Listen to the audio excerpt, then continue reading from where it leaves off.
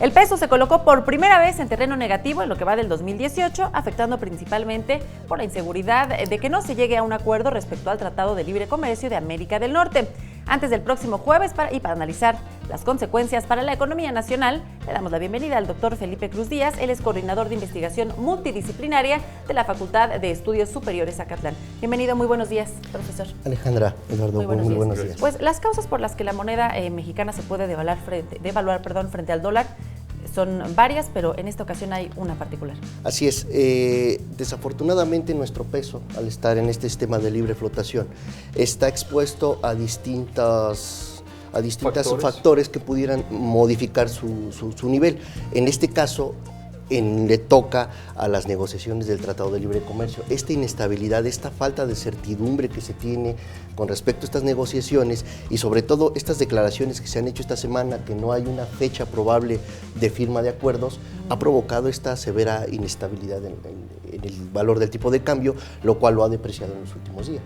Ahora, justamente como bien lo mencionas, es multifactorial el hecho de que afecta la depreciación del peso frente al dólar, pero independientemente del Tratado de Libre Comercio, parece que ahorita hay también otros factores externos que pudieran estar presionando a la moneda.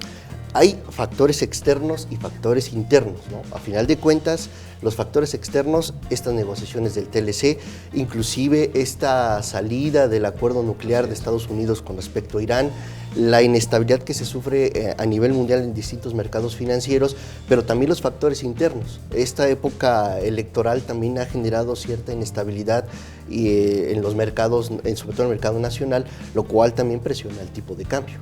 Profesor, háblenos ahora de las consecuencias que puede traer pues, en estos momentos esta devaluación. Podríamos primero decir las posibles consecuencias positivas que pudiera traer. Digo, eso es en un plano hipotético.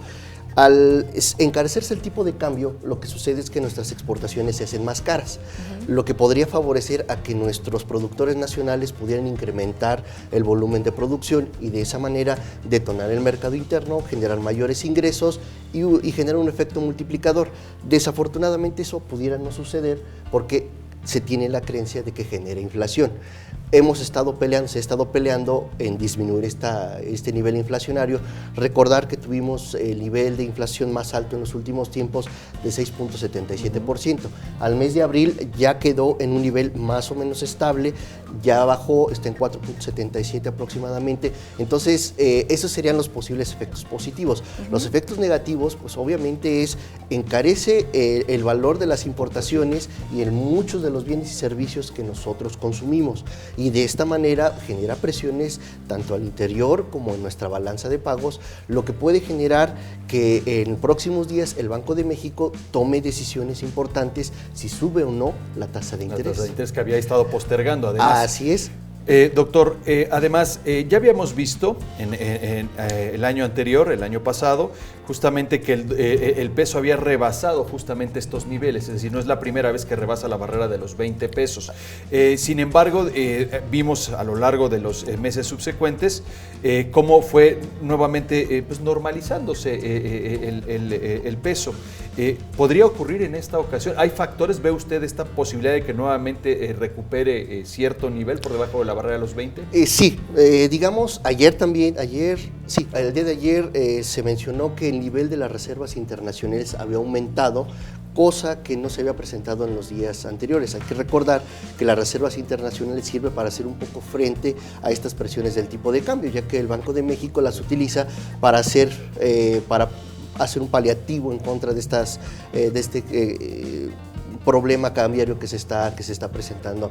Al momento se incrementó a 173 mil millones de dólares, lo que da cierto margen de tranquilidad en este sentido. Ahora, todo depende de lo que pueda suceder el día de mañana, el día jueves, el día de mañana, con respecto a la postura del Banco de México respecto a la tasa de interés. ¿Y del Telecán? Y del Telecán en las próximas semanas. Profesor, y bueno, pues sin duda esto afecta también directamente a la población, además de los inversionistas, también directamente a la población porque afecta a su poder adquisitivo. Así es. ¿En cuánto tiempo pues se espera que la economía esté recuperada?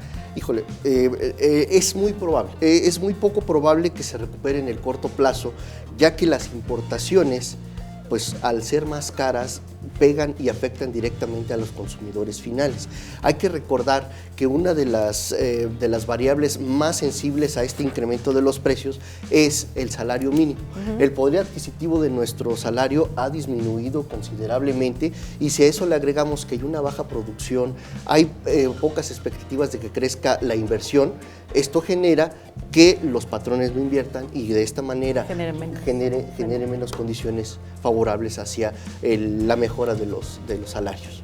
Muy bien, pues doctor Felipe Cruz Díaz, profesor de Economía de la Facultad de Estudios Superiores de la FES Acatlán, muchísimas gracias por acompañarnos esta mañana y ayudarnos a entender.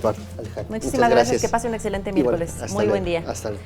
Más información, esta mañana la Dirección de Monitoreo Atmosférico ha informado que la calidad del aire en esta mañana ha mejorado, ha pasado de 74 a 71 puntos, de acuerdo al monitoreo realizado en la delegación Venustiano Carranza. Si está por salir de casa, evite el tráfico en la capital. Este es el reporte vial con el oficial Diego Flores.